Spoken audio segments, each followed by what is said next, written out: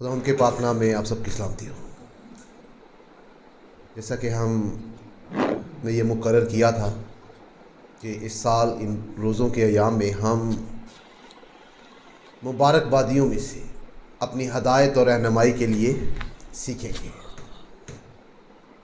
یہ مبارک بادیاں خداوند یسوع مسیح نے اپنے پہاڑی واس کے دوران ہمیں بتائیں، اور خداوند یسوع مسیح کا پہاڑی واس جو ہے وہ متی کی انجیل اس کے 5ویں باب سے 7ویں باب پر مبنی ہے، اور ان آیات میں خداوند یسوع مسیح ایمانداروں کو عملی تعلیم دیتے ہیں۔ اور خداوند یسوع مسیح جب ہر دور کے ایمانداروں کو عملی تعلیم دیتے ہیں تو اس کا عملی تعلیم کا آغاز وہ مبارک بادیوں سے کرتے ہیں، جو اس کی اہمیت کو جو ہے وہ بڑے واضح طور پر جو ہے وہ بتاتے ہیں۔ خداوند یسوع مسیح کی جو پہلی بات ہے وہ پہلی مبارک بادی ہے، جس کی تلاوت آپ کے سامنے کی گئی ہے متی کی انجیل اس کے 5ویں باب کی 30 آیت، جس میں خداوند یسوع مسیح نے کہا مبارک ہے وہ جو دل کے غریب ہیں، کیونکہ آسمان کی بادشاہی انہی کی ہے۔ سوال ہم یہ کر سکتے ہیں کہ خداوند یسوع مسیح نے اپنے پیغام کا آغاز دل کی غریبی سے کیوں کیا؟ تو اس کا جواب یہ ہے کہ یہ دل کی غریبی ایمانداروں کے لیے وہ معیار ہے، وہ سٹینڈرڈ ہے جس کی بنیاد پر وہ آسمان کی بادشاہی میں داخل ہو سکتا ہے۔ یہ وہ کرائٹیریا ہے جس کی بنیاد پر کوئی شخص جو ہے وہ آسمان کی بادشاہی میں داخل ہو سکتا ہے۔ تو پھر ہم یہ بھی سیکھنے کی کوشش کریں گے کہ غریب سے خداوند یسوع مسیح کا کیا مراد ہے، یا خداوند یسوع مسیح کیسی غربت کی بات کرتے ہیں۔ تو خدا کے کلام میں غریب کے لیے مختلف الفاظ کا استعمال کیا گیا ہے۔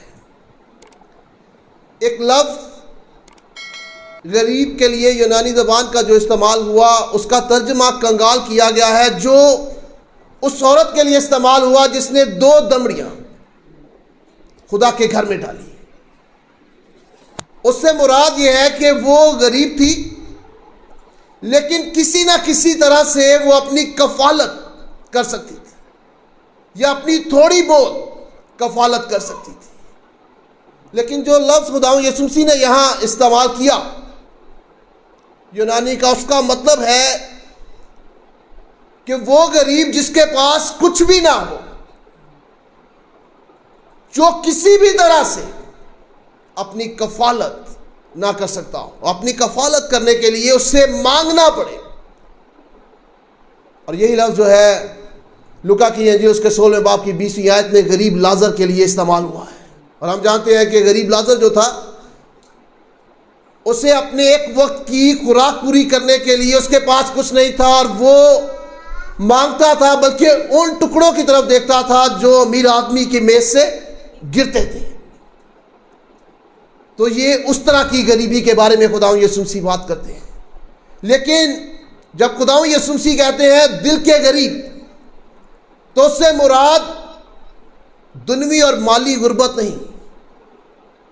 دل کی غریبی کا تعلق انسان کے باطن سے ہے، اور اس سے فرق نہیں پڑتا کہ وہ اس دنیا میں کتنا امیر ہے یا کتنا غریب۔ یہ دل کی غریبی کا تعلق انسان کے باطن سے ہے، کہ اس کے باطن میں یا اس کی زندگی میں کوئی ایسی چیز نہیں جس کی بنیاد پر وہ خدا کی بادشاہی میں داخل ہو سکتا ہے۔ جن باتوں کو خداوند یسوع مسیح یہاں بیان کرتے ہیں وہ لوگوں سے کہتے ہیں جو یہ سوچتے تھے کہ وہ روحانی طور پر امیر ہے، اور خدا کے کرائٹیریا پر وہ اپنے کام پر پورا آ سکتے ہیں، اور اپنی راست بازی سے وہ خدا کی بادشاہی میں داخل ہو سکتے ہیں۔ آج بھی بہت سے لوگ یہ سوچتے ہیں کہ وہ خدا کے حضور میں جب آتے ہیں تو وہ سوچتے ہیں کہ وہ روحانی ہیں، ان کا معیار جو ہے خدا کے معیار کے مطابق ہے، لیکن خدا ایسے لوگوں کو پسند نہیں کرتا۔ فقیوں فریسیوں کو بھی اس نے پسند نہیں کیا اور آج بھی نہیں کرتا۔ خدا کیسے لوگوں کو پسند کرتا ہے؟ خدا کے پاک کلام میں واضح طور پر اس کے بارے میں تحریر کیا گیا ہے۔ یسایا کتاب اس کے 66ویں باب کی 2 آیت میں خدا کہتا ہے، لیکن میں اس شخص پر نگاہ کروں گا، اسی پر جو غریب اور شکستہ دل ہے اور میرے دل سے کانپ جاتا ہے۔ خدا ان لوگوں کو پسند کرتا ہے جو خدا کے حضور یہ سمجھتے ہیں کہ وہ کچھ نہیں، اور وہ خدا کے کلام سے ڈرتے ہیں، اور خدا کہتا ہے میں ان پر نگاہ کروں گا۔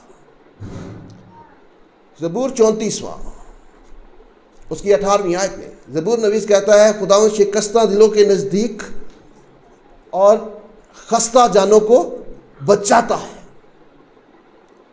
خدا شکستہ اور خستہ جو لوگ ہیں انہیں بچاتا ہے۔ کیوں؟ اور شکستہ اور خستہ دل سے مراد ہے، خستہ اور شکستہ وہ ہوتے ہیں جن کا باطن میں ٹوٹنا یا تباہ ہونے کو ظاہر کرتا ہے، یعنی ان کے باطن میں کچھ بھی نہیں ہے۔ خدا انہیں پسند کرتا ہے اور انہیں بچاتا ہے۔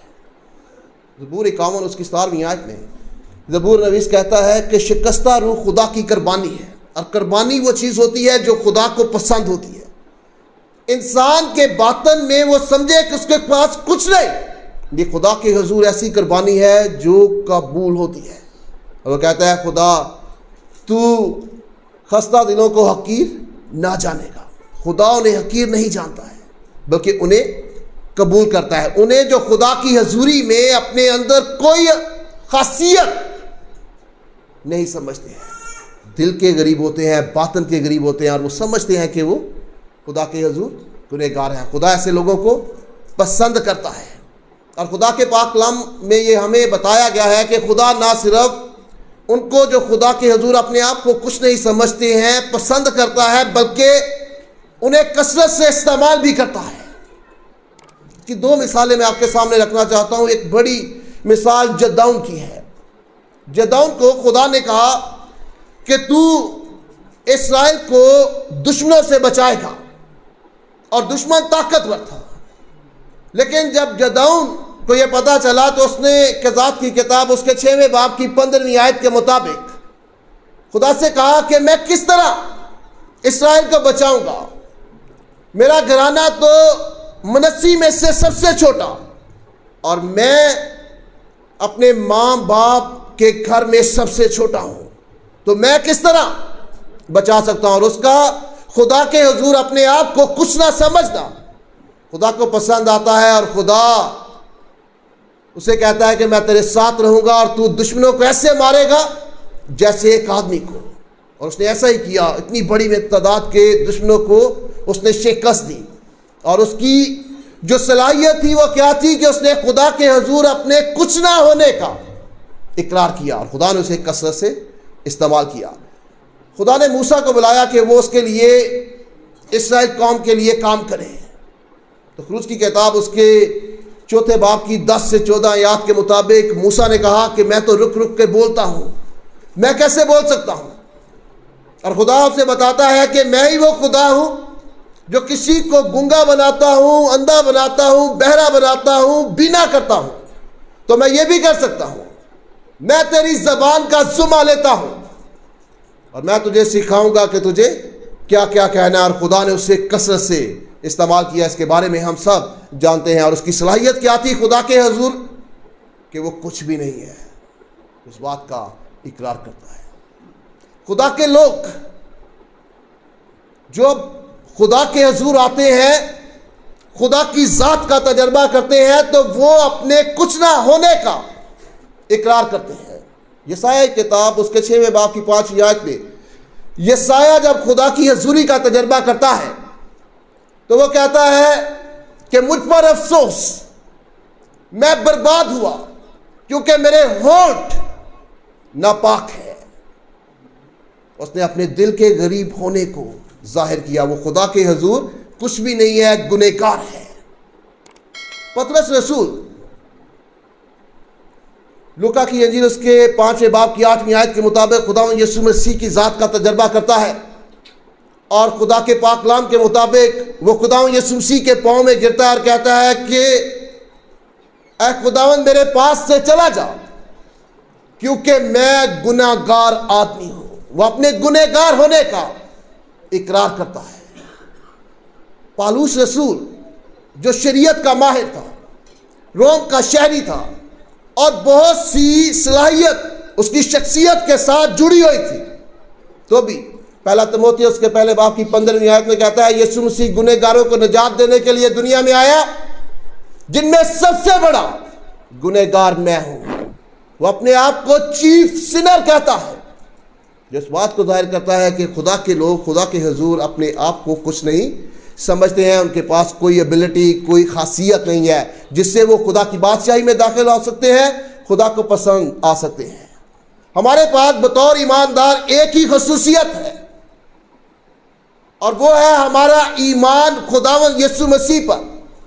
ایک ہی چیز ہے ہمارے پاس جس سے ہم خدا کے حضور قبول ہو سکتے ہیں, خدا کے حضور آ سکتے ہیں, اور وہ ہے ہمارا منجی خداوند یسوع مسیح. اس کے علاوہ ہم میں کچھ بھی نہیں ہے, کوئی ایسی خصوصیت نہیں ہے جس سے ہم خدا کو پسند آ سکتے ہیں.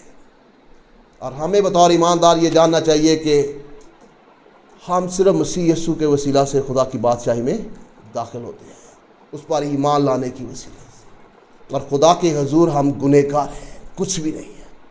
یہ ہمارے باطن کی حالت کو ظاہر کرتا ہے, اور جب کوئی اپنے آپ کو خالی کر کے خدا یسوع مسیح پر ایمان لاتا ہے تو وہ خدا کی بادشاہی میں داخل ہوتا ہے, اور خدا اس کی زندگی میں کام کرتا ہے. بادشاہی کیا ہے؟ فضل اور جلال.